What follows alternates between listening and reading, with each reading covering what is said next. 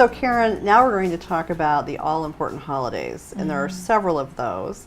And first, let's talk about those major religious holidays that a family faces. I think that's a very good place to start because those deep rituals have often been a time when family gathers.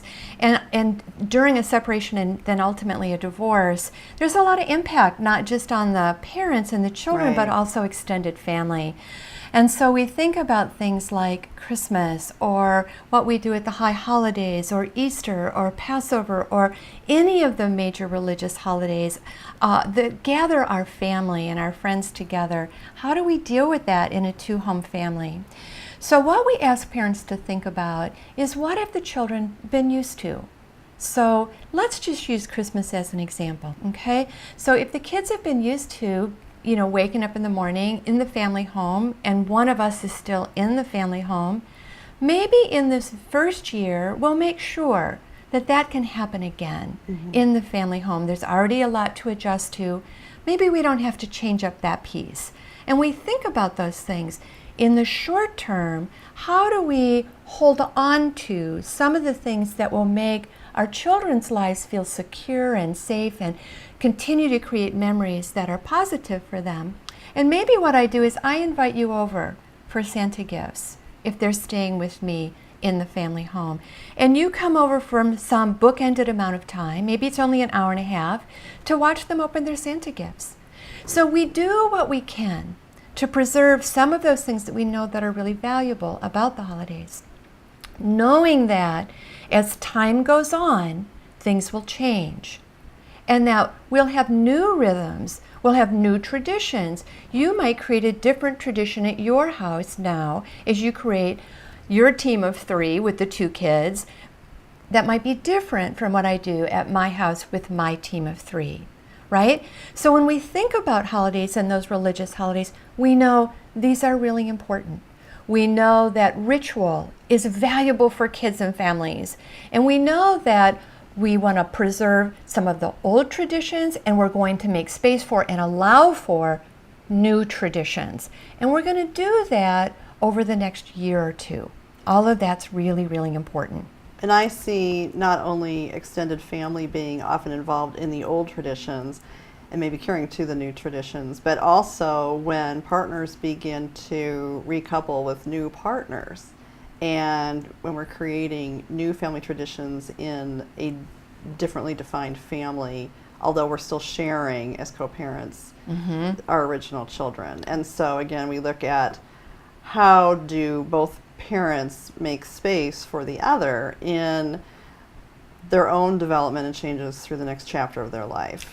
This is so important, and this is why I like to talk about holidays in terms of the short term and the long term. In the short term, you and I might split a holiday.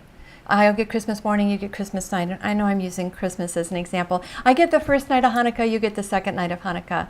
We might make those kinds of adjustments early on because we can, and because that's easier on the kids per se, because they're used to having both of us for those celebrations.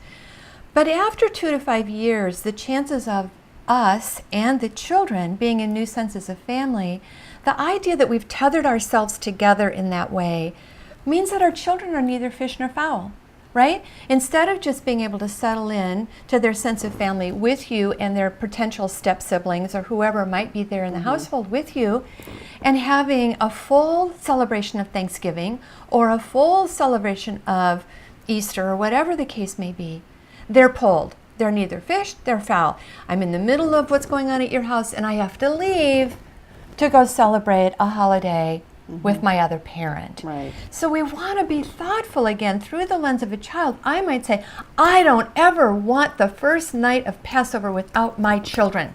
And then I have to think about my kids. Because of course you're going to want them for first night Seder as well. So how we learn to do that and how we trust that if we let go, our children are going to have wonderful experiences. Sometimes it's going to be with me.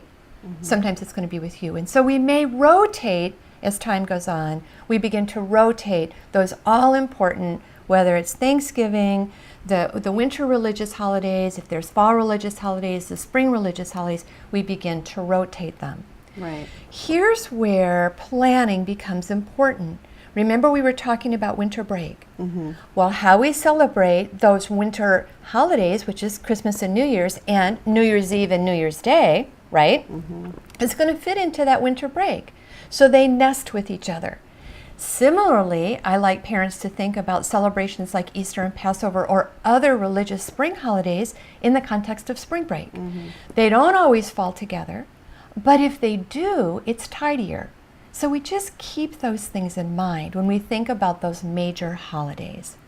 And typically, we think of if one person is going to cook a big dinner on Thanksgiving and have the children at Thanksgiving, then maybe this year it makes sense for that other big dinner at the winter holidays to be with the other parent. Right. So we look for a rhythm and a rotation back and forth when we plan for the holidays. Well, I think you and I both have had those adult clients who come to us and say, I never want to have to put my children through what my parents put me through, where I had to go and have 2 Christmas dinners and 2 Easter dinners and 2 Thanksgiving dinners. Right. All in one day, running around and not being allowed to actually enjoy the holiday itself. Or see a whole football game, for goodness sakes. Right. Yeah, all those things that go along with the holidays. Right. And so then that brings us to the other, what we consider major holidays, like Memorial Day, 4th of July, Labor Day, things that tend to attach themselves to oftentimes a 3-day weekend. Now, 4th of July obviously is a floating holiday. Sometimes it's Right. connected to a weekend and sometimes it's not. Correct. So how do we talk about those? So I do like to talk about Memorial Day and Labor Day separately because those are times of gathering of friends and family. So Memorial Day, there might be a gathering at the cemetery if we do celebrate that, the intention of that holiday. But it's often also time, regardless of picnics and trips to cabins, and it's sort of the launch of summer, isn't it? So, and Labor Day, conversely, is another 3-day weekend at the close of summer. Again, another wonderful time for gathering friends and families for picnics and particular activities at the cabin before the school start date, right? So oftentimes parents decide, I'll do Memorial Day this year, I'll have that weekend, and you have Labor Day, and we rotate that year to year so that we each have them. Let's go back to that all-important question. Is Memorial Day weekend important to you? Yes or no, right? Like you had answered, Right. yes or no. We might say, you know what, I have no need to disrupt the kids' schedule. I'm happy to be the one that celebrates this holiday when it happens with them, if it lands on my weekend. And if not, I'm good with that too. Or I'll request it. We can write into our parenting plan that we can request it if we would like to do something special on a holiday weekend. Sometimes we just rotate the holiday. I just get Memorial Day, regardless of who has the weekend, right? So we have all those options available to us. We can attach it to the weekend, we can celebrate the holiday separately, or we can rotate the entire weekend as a holiday weekend, right? So all of those 3 of those are available. The tricky part is if we're rotating and celebrating that whole weekend, I could end up with 3 weekends in a row. Then what? Right. Because it could have been my residential weekend. Now it's my Memorial Day, and guess what? I'm back to my residential weekend. So how do you handle that? Well, I go back to something you touched on a minute ago, and that is, does it really matter to you and your co-parent? And so when you're looking to define what the schedule is going to be around some of these other kinds of holidays, like you said, if then that creates 3 weekends in a row for one parent, does it matter? Because again, with the ages and developmental levels of your children, sometimes 3 weekends in a row on the front end for one parent is going to balance itself out maybe in the fall for 3 weekends in a row for the other parent. We call it coming out in the wash. Right, And it it comes out in does the come wash. out in the wash.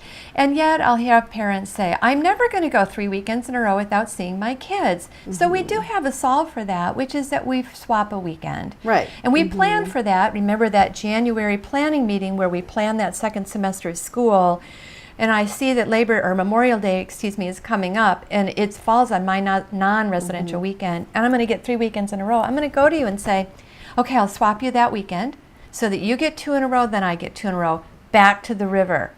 We don't change the river. We swap the weekend, because otherwise lots of miscommunication and planning issues will come up if we start moving those weekends around. So 4th of July, you mentioned that, and 4th of July is, the difficulty with the 4th of July is it falls in the summer. and there is so much going on in the summer. So I ask parents, is somebody a big fireworks person? And are the kids used to going and watching the fireworks on Lopez Island, for example? Or is there a big family reunion? Or is there a big family reunion? So we take all of that into consideration. And if we typically have the Soleil family reunion, happens every year on the 4th of July, and it has for the whole 10 years that our children have been on the planet, I'm going to say, let's box that out. I want my kids to have that experience of their extended family. And I'll just always have the first weekend in August. We can make that balanced and at the same time preserve what's really good for kids, right? Right. So we look at those kind of things, and sometimes we offset, hey, if you really like 4th of July, I really want Halloween. Done. You do Halloween, you do 4th of July. So it's not even so much horse trading, but just really paying attention to who's going to take the lead, who's going to create that celebration and celebrate that holiday with the kids based on some of our personal preferences, which is perfectly fine. Right. Right? And we just want those kids to have fun. Want the kids to have fun, be safe, have experiences that are important with both of us so that we're all, not any one person is either burdened or gets all the cream off the top, and sharing those kinds of things. Now, we have a couple of other holidays, things like President's Day. In our area, that falls in the middle of midwinter break, so it's oftentimes toggled together. We have Martin Luther King Day, of course, right? And that's a Monday holiday in January. Just because you can make it a holiday in terms of changing residential schedules doesn't mean that you need to. Like any other 3-day holiday, you may say, let's just do it per residential schedule. Halloween is a funny day because it's really just a part of a day. It's kind of like from release of school till about 9 at night. So a lot of times parents don't change the residential schedule for Halloween, but they may share it. And they may share it in tandem. Like, in other words, if I don't actually want to go trick-or-treating with you, that might be the case. Maybe I have the kids for the first 2 hours and you get to take the kids trick-or-treating the second 2 hours. That's always a possibility. Or maybe we divide and conquer because you and the 14-year-old are going to go do one thing and I'm going to take the 7-year-old and do something completely different. Right. So we can divide and conquer. It's back to co-parenting, isn't it? Cooperation, child-centered, communication, all of it's possible. It can all be documented in your parenting plan. And then your kids are having wonderful experiences. Right. And so next, to wrap up the actual scheduling piece, we're going to be talking about special occasions, things like birthdays and Mother's Day, Father's Day. Right. So looking forward to that. Yeah.